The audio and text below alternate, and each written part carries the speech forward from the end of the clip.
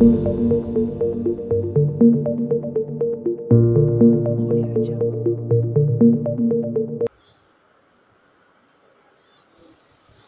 Students, welcome back to the channel. So last lecture में हम लोगों ने डिस्कस किया था मैक्सिमा और मिनिमा। तो मैक्सिमा मिनिमा के बाद हम लोग जो नेक्स्ट पार्ट डिस्कस करने वाले हैं वो है इंटीग्रेशन।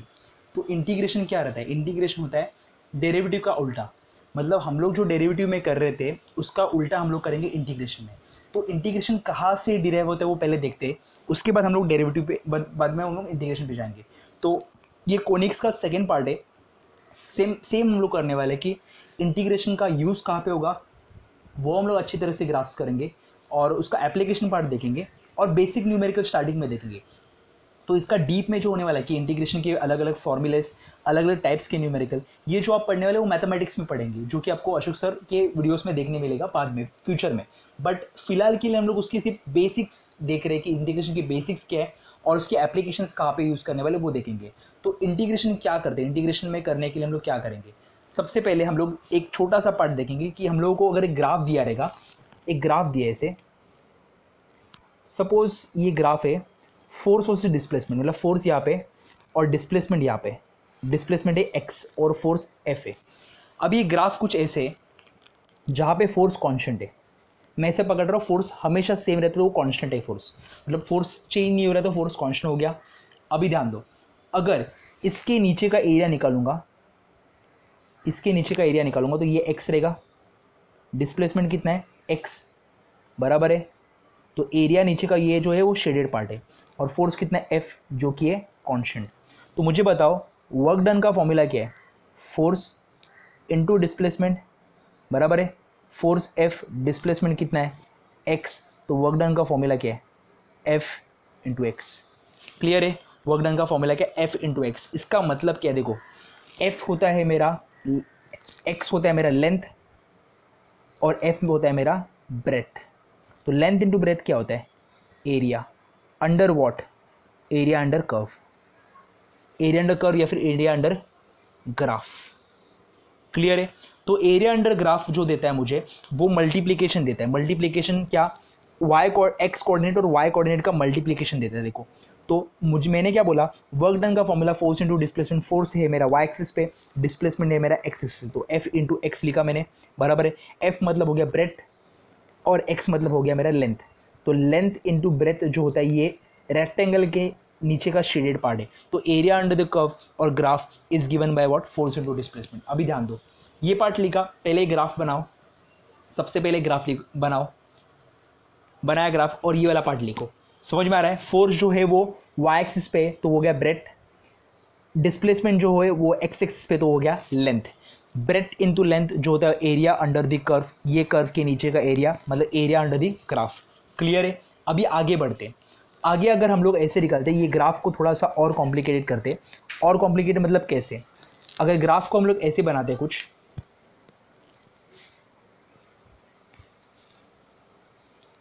ग्राफ कुछ ऐसे बन रहा है। अभी मुझे बताओ, ये ग्राफ के नीचे का एरिया निकालना पॉसिबल है क्या? नहीं। क्यों? क्योंकि इसके पास मेरा एरिया का स्पेसिफिक फॉर्मूला नहीं है। मुझे पता है कि ट्राइंगल के एरिया का फॉर्मूला होता है half into base into height, ये बराबर है। ये ट्राइंगल के एरिया का फॉर्मूला हुआ। सर्कुलर एरिया रहेगा तो हम लोग क्या बोलेंगे? Circular area pi r square. तो ये हम लोग निकाल सकते हैं। अगर हम लोग रेक्टेंगल की बात करेंगे तो लेंथ इंटू ब्रेथ, अगर स्क्वायर की बात करेंगे तो क्या करेंगे? साइड का स्क्वायर। ये हो गया। मुझे जो ज्योमेट्रिकल फिगर्स जिसके एरिया के फॉर्मूलाज पता है वो डायरेक्टली निकाल सकता हूँ। बट ये ऐसा ऐसा कर्व है, ऐसा ग्राफ है जिसका एरिया का फॉर्मूला मुझे डायरेक्टली पता नहीं है। तो हम लोग क्या करेंगे? हम लोग करेंगे इस कर्व को एक छोटे पार्ट में डिवाइड किया। छोटे पार्ट में डिवाइड किया मतलब क्या? ये जो छोटा पार्ट है उसको बोलेंगे dx। क्या बोलेंगे उसको? dx। फोर्स है, फोर्स है that is function of what? Displacement. Force is a function of what? Displacement. याद है कुछ y क्वांटिटी था और x क्वांटिटी था, बराबर है। x जो था वो क्या था? वो था इंडिपेंडेंट क्वांटिटी, और y जो था वो क्या था? डिपेंडेंट। तो y पे क्या है? Force which depends upon what? x, and x is a independent quantity. मुझे बताओ, अब ये छोटा सा स्ट्रिप दिख रहा है, छोटा सा, एक छोटा सा स्ट्रिप, ये रेक्टेंगुलर दिख रहा है, बराबर है। तो जब मैं dx को छोटा लेता हूँ तो ये देखो ऑलमोस्ट रेक्टेंगल बनता है। तो मुझे बताओ ये छोटे रेक्टेंगुलर स्ट्रिप का जो एरिया रहेगा वो वर्क डन रहेगा छोटा वर्क डन बराबर है F force which is function of dx। Force हो गया क्या, फोर्स हो गया ब्रेथ और ये हो गया length f into d x. अभी मुझे बताओ ऐसे अगर मैं और एक छोटे एरिया को लेता हूं, दिख रहा है, तो ये वाला जो पार्ट दिख रहा है जो शेडेड पार्ट है ये वाला, इसको नेग्लेक्ट कर दो फिलहाल। तो ऐसे में अगर और एक छोटा एरिया ले रहा हूं, ये वाला पार्ट है ना, इसको नेग्लेक्ट कर दो। बाकी के मेरे को पता है ऐसे छोटे छोटे एरियाज के मैं स्ट्रिप लेता हूँ, स्ट्रिप्स लेते जाता हूँ और सबको मैं ऐड करूंगा। छोटी सी स्ट्रिप को मैंने कंसिडर किया, उसका फॉर्मूला था, उसका under area under the curve का फॉर्मूला था डी डब्ल्यू equal to f into d x. F जो था वो था ब्रेथ, डी एक्स का जो था मेरा लेंथ, वो area under the small strip था, स्मॉल स्ट्रिप का एरिया आ गया। ऐसे स्मॉल स्ट्रिप्स को मैं कंसिडर करूंगा और सबको मैं ऐड करता हूँ तो एरिया अंडर द कर्व मिलेगा मेरे को यहाँ से लेके यहाँ तक। छोटे छोटे छोटे छोटे स्ट्रिप्स को मैं कंबाइन करके ऐड करूंगा तो उसको मिलूंगा मेरे को total area under the curve मिलेगा, और वो वाला जो पार्ट रहता है उसको बोलते हैं इंटीग्रेशन। देखो ना ये dx जब नीचे था तो dw/dx था, dw/dx क्या था, डेरिवेटिव था। तो dx मेरे को इधर लेके गया, जो dx जब डिवाइड में था तभी डेरिवेटिव बन गया, जब वो मल्टीप्लिकेशन में गया तो क्या बन गया, इंटीग्रेशन। तो integration is nothing but anti derivative, anti derivative या फिर एंटी डेरिवेटिव बोलते हैं। डेरिवेटिव का उल्टा जो रहेगा वो इंटीग्रेशन रहेगा, मतलब जितने भी फॉर्मूले हम लोग डेरिवेटिव में देखे उसके जो उल्टे रहेंगे वो क्या रहेंगे, इंटीग्रेशन में। क्लियर है पक्का, सबको क्लियर है। सबसे पहले हम लोग अलजेब्रिक पे जाएंगे, ये थोड़ा सा एप्लीकेशन का पार्ट बता दिया मैंने। हाँ इसका जो डेप्थ में पार्ट, इन डेप्थ पार्ट रहेगा वो हम लोग एप्लीकेशन में देखने वाले। अभी के लिए area under the curve, area under that curve whose area cannot be find out directly, we use the concept of what, integration.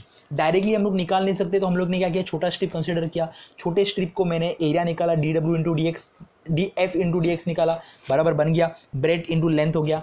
अभी ऐसे छोटे स्ट्रिप्स को मैं अगर ऐड करता हूं तो उसको क्या करता हूं, मैं इंटीग्रेट करता हूं, इंटीग्रेट करूंगा तो एरिया अंडर द कर्व मिलेगा। समझ में आ रहा है क्या, तो ये वाला पार्ट हो गया एरिया अंडर द कर्व। हम लोग डायरेक्टली फॉर्मुलाज पे जंप मारते हैं। हाँ एप्लीकेशन पार्ट हम लोग देखने वाले, जैसे ही हम लोगों का ट्रिग्नोमेट्रिक फंक्शन और एक्सपोनेंशियल और लॉगरिथमिक फंक्शन खत्म होता है वैसे ही हम लोग क्या देखेंगे, हम लोग उसके एप्लीकेशन पार्ट पे देखेंगे। तो आज का बेसिक एम रहेगा ट्रिग्नोमेट्रिक फंक्शन के इंटीग्रेशन और जो अपने अलजेब्रिक फंक्शन की इंटीग्रेशन, ये दो पार्ट को देखने वाले। तो मुझे बताओ एक चीज, सबसे पहले हम लोग एक पार्ट देखेंगे जो है डेरिवेटिव वाला पार्ट। मुझे बताओ डेरिवेटिव वाला पार्ट क्या होता है। डेरिवेटिव वाला पार्ट होता है एक्स रेस टू एन का डेरिवेटिव होता है n into x raise to n minus one, बराबर है। एक्स रेस टू एन का डेरिवेटिव होता है n into x raise to n minus one, बराबर है। वैसे ही अगर मैं एक्स रेस टू थ्री का डेरिवेटिव करता हूँ, बताओ क्या होता है, three into x raise to three minus one, तो आएगा थ्री इंटू एक्स स्क्वायर, बराबर है। अभी मैं बता रहा हूँ, अभी इसका उल्टा मैंने क्या बोला, डेरिवेटिव निकाला, उसका उल्टा क्या रहेगा, इंटीग्रेशन। मतलब मैं फंक्शन को डेरिवेटिव किया तो मुझे ये मिला, तो इसको इंटीग्रेट करने के बाद ये मिलना चाहिए। देखते हैं एक्स रेस टू एन का इंटीग्रेशन क्या होगा, ये फंक्शन हुआ और ये dx हो जो अपन ने इसके पहले लिखा था, रहेगा x raise to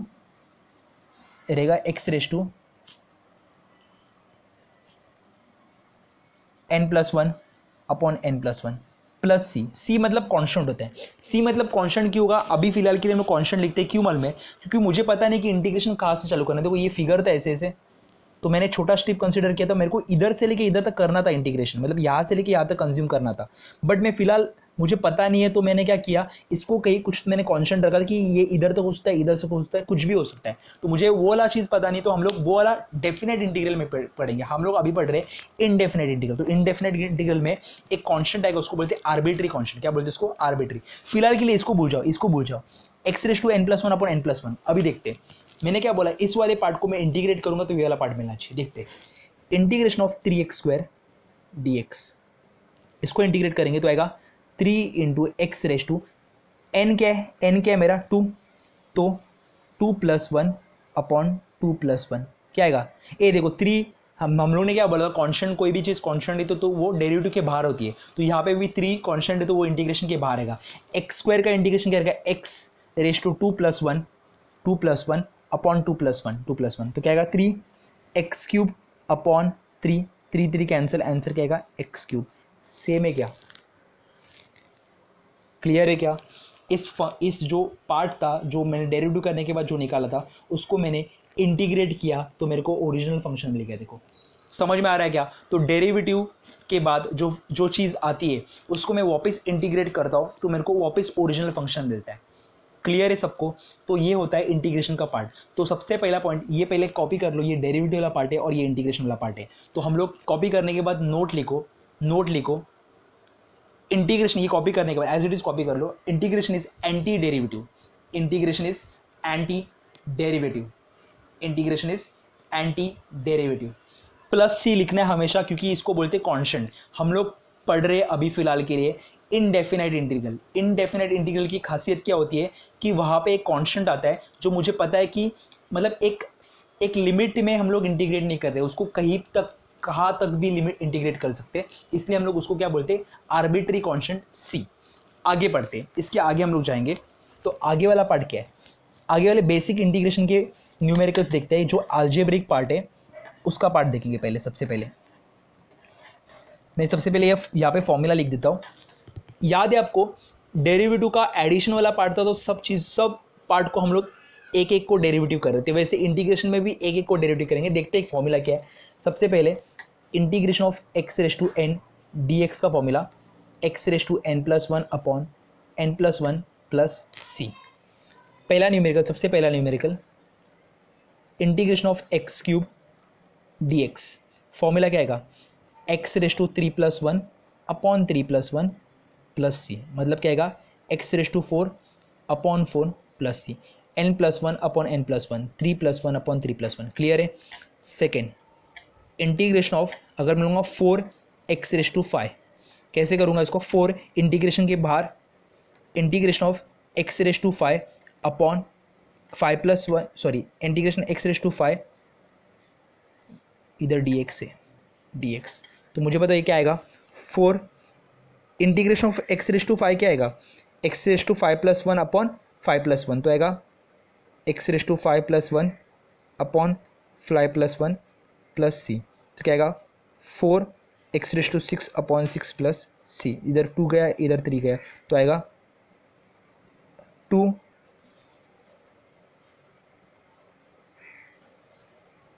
two x raise to six upon three plus c. Clear है? Third point integration of x raise to five plus x raise to three plus x raise to minus two by three d x. क्या करेंगे? एक एक part को integrate करेंगे तो आएगा x raise to five d x plus integration of x cube d x. अंदर लिया इंटीग्रेशन को, डी एक्स को अंदर लिया, इंटीग्रेशन को अंदर लिया, डी एक्स को अंदर, इंटीग्रेशन को अंदर लिया, डी एक्स को अंदर, तो आएगा plus integration of x raise to minus two by three d x. क्या आएगा बताओ? यह आएगा x raise to five plus one upon five plus one plus x raise to three plus one upon three plus one plus x raise to minus two by three plus one upon minus two by three plus one. मुझे बताओ इसका क्या आएगा? X raise to six upon six plus x raise to four upon four plus x raise to ये three minus two plus three one by three upon one by three, तो आएगा x raise to six upon six plus x raise to four upon four plus ये three ऊपर जाएगा, three x raise to one by three. Clear है पक्का ये वाला part? सबको क्लियर है? मैं ये वाला क्वेश्चन रिपीट करता हूँ। Question number third, question number third में क्या बोला है? Integration of x raise to five plus x raise to three plus x raise to minus two by three का डी एक्स बोला है। तो इंटीग्रेशन ऑफ डी एक्स को अंदर लेके आएंगे, ये वाला पार्ट आ गया, इसको भी अंदर लेके वाले तो ये वाला पार्ट, इसको भी अंदर लेके आएंगे तो ये वाला पार्ट बच जाएगा। तो हम लोग इंटीग्रेट कर रहे हैं integration of x raise to five d x, तो क्या आएगा? X raise to n plus one upon n plus one, x raise to five plus one upon five plus one. Clear है? Plus x raise to three plus one. समझ में आ रहा है? सब कुछ सेम है, कुछ नहीं करना है, डायरेक्टली सॉल्व करना है। क्लियर है? ये होने के बाद हम लोग नेक्स्ट क्वेश्चन पे बढ़ते हैं। नेक्स्ट क्वेश्चन क्या देखते हैं? थोड़ा और कॉम्प्लिकेट करेंगे हम लोग क्वेश्चन को।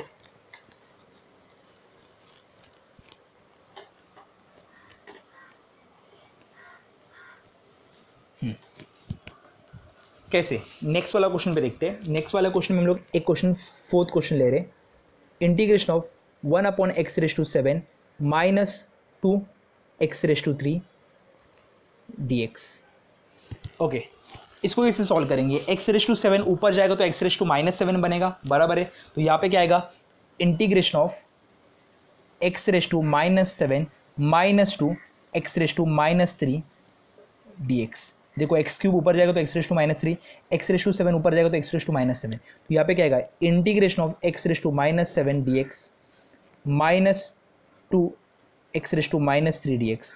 2 इंटीग्रेशन के बाहर, तो यहाँ पे आएगा integration of x⁻7 dx -2 integration of -3 dx। इसको इंटीग्रेट करेंगे तो क्या आएगा, x⁻7 + 1 upon -7 + 1 -2 integration of x⁻³ + 1 upon -3 + 1 plus c।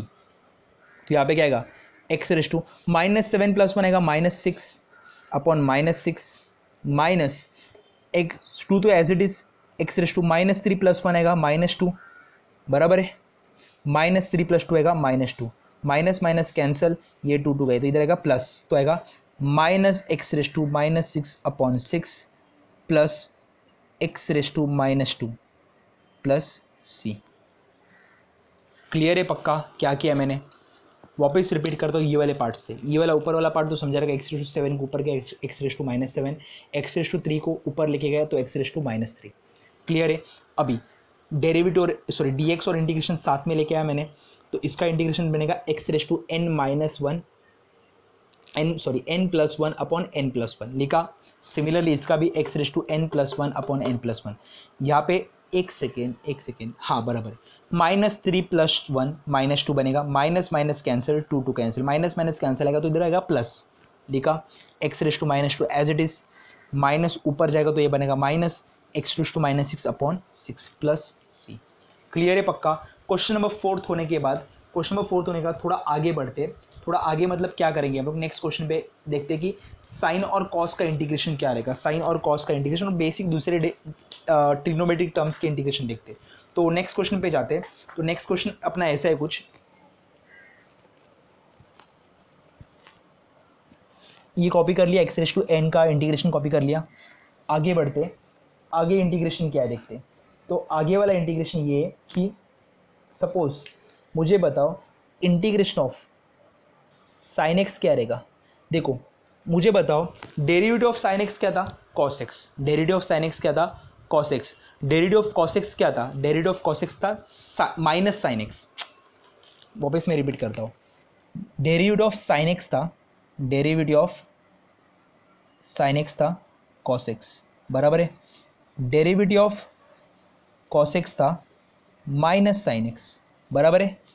ये मुझे बताओ, अभी मुझे इसको इंटीग्रेट करने के बाद मेरे को ये मिलना चाहिए, मेरे को इसको इंटीग्रेट करने के बाद क्या मिलना चाहिए, ये मिलना चाहिए। तो मैं अगर इसको इंटीग्रेट करूंगा, ये माइनस साइन तो इधर जाएगा, अगर इसको इंटीग्रेट करूंगा तो माइनस साइन तो इधर जाएगा, तो इंटीग्रेट करने के बाद cos x मिलना चाहिए, तो इधर प्लस है तो यहाँ पे माइनस और ऐड करना पड़ेगा। मतलब क्या, इंटीग्रेशन ऑफ अगर मैं साइन एक्स करता हूँ तो इधर आएगा माइनस cos x, क्योंकि माइनस और माइनस क्या बन जाएगा, प्लस। माइनस और माइनस क्या बन जाएगा, प्लस। क्लियर है? तो integration of sine x d x, एक मिनट, integration of sine x d x equal to minus cos x plus c. C तो कॉन्स्टेंट तो हमेशा रहेगा। क्लियर है? ये हो गया साइन एक्स का इंटीग्रेशन। वैसे ही हम लोग इंटीग्रेशन देखेंगे कॉस एक्स का, देखेंगे सेक्स स्क्वायर एक्स का देखेंगे। तो integration of cos x d x रहेगा, क्या आएगा, साइन एक्स प्लस सी। उसके बाद देखेंगे sex square x, tan x का डेरिवेटिव होता है सेक्स स्क्वायर एक्स, तो सेक्स स्क्वायर का एक्स का इंटीग्रेशन रहेगा tan एक्स। देखो ना, tan एक्स का डेरिवेटिव था सेक्स स्क्वायर एक्स, तो सेक्स स्क्वायर एक्स का इंटीग्रेशन रहेगा क्या, tan एक्स। तो यहाँ पे लिखता हूँ मैं, हाँ इसमें भी चेन रूल आएगा, बट चेन रूल बाद में देखेंगे, अभी नहीं देखते। तो sex square x d x का इंटीग्रेशन होता है tan एक्स प्लस सी। हो गया। उसके बाद अभी हम लोग कॉस के सेक और कॉसिक्स सेक और ये वाला पार्ट लिखा। उसके बाद हम लोग नेक्स्ट वाले पार्ट पे जाएंगे जो कि रहेगा कॉसेक एक्स का बात करेंगे। कॉसेक एक्स मतलब क्या, सुनो अभी एक चीज़ हम लोगों ने देखी थी कि डेरिवेटिव ऑफ सेक एक्स क्या था, डेरिवेटिव ऑफ सेक एक्स था sec x into tan x. तो integration of sec x into tan x d x क्या रहेगा, उल्टा, मतलब क्या रहेगा सेक एक्स प्लस सी। देखो सेक एक्स का इंटीग्रेशन था, सेक एक्स का डेरिवेटिव था sec x into tan x, तो उसका इंटीग्रेशन क्या रहेगा सेक एक्स। क्लियर है। वैसे ही आगे हम लोग बढ़ते, अगर हम लोग आगे बढ़ेंगे तो ये तो बेसिक वाला पार्ट हो गया। उसके बाद आगे अगर बढ़ते तो हम लोग को मिलेगा कॉट टैन, ये सब भी मिलने वाला है। कॉट वाला पार्ट देखेंगे हम लोग, और आगे के जो भी टर्म्स थे वो देखेंगे। तो integration of cosec square x देखते, integration of cosec square x d x equal to cot x का डेरिवेटिव होता है कॉसेक स्क्वायर एक्स, तो कॉसेक स्क्वायर एक्स का इंटीग्रेशन क्या रहेगा minus cot x plus c. Clear है। वैसी integration of cosec x into tan के बदलेगा कॉट एक्स डी एक्स का फॉर्मूला रहेगा माइनस क्या cosec x plus c. Clear है। ये 6 फॉर्मूला आपको एज इट इज याद रखने हैं। साइन एक्स का इंटीग्रेशन माइनस कॉस एक्स का integration sine x, sec square x का integration tan x, sec x into tan x का integration sec x, cos x square का integration minus cot x, cosec x into cot x का integration minus cosec x. Clear है। यहाँ तो आपको as it is याद रखना है। आगे के न्यूमेरिकल्स पे बढ़ते, आगे का न्यूमेरिकल क्या है देखते। तो इसमें अभी कॉम्बिनेशन आएगा किसका, ट्रिग्नोमेट्रिक टर्म्स का और एल्जेब्रिक टर्म्स का। मतलब कैसे, ध्यान दो। हमने बोला है कि इंटीग्रेशन निकालना है x square plus sine x plus 4 D x. ध्यान दो, अभी 4 वाला पार्ट भी इंपॉर्टेंट है। 4 वाला देखो, डेरिवेटिव ऑफ कांस्टेंट कितना था 0, तो इंटीग्रेशन ऑफ कांस्टेंट कुछ ऐसा 0 वगैरह नहीं होगा। देखते क्या आता है, ध्यान दो। एक एक टर्म को हम लोग इंटीग्रेट करेंगे। यार ये मक्खी को भी शायद से मैथ्स फिजिक्स पढ़ना है। यहाँ पे ध्यान दो, एक एक टर्म को इंटीग्रेट करते हैं। X square d x plus integration of sine x d x plus integration of 4 D x लिखा। अभी एक्स स्क्वायर डी एक्स का तो ठीक है, साइन एक्स डी एक्स का तो ठीक है, बट 4 का क्या करेंगे, ध्यान दो।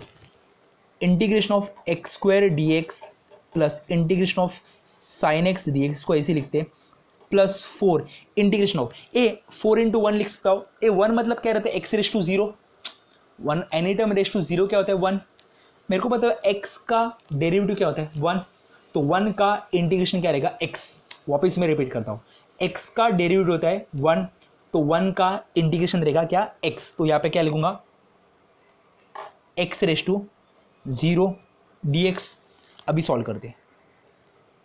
एक्स स्क्वायर का integration x raise to 3/3, 2 + 1/2 + 1। Sine x का डेरिवेटिव क्या है minus cos x, sorry sine x का इंटीग्रेशन क्या है minus cos x 4 as it is.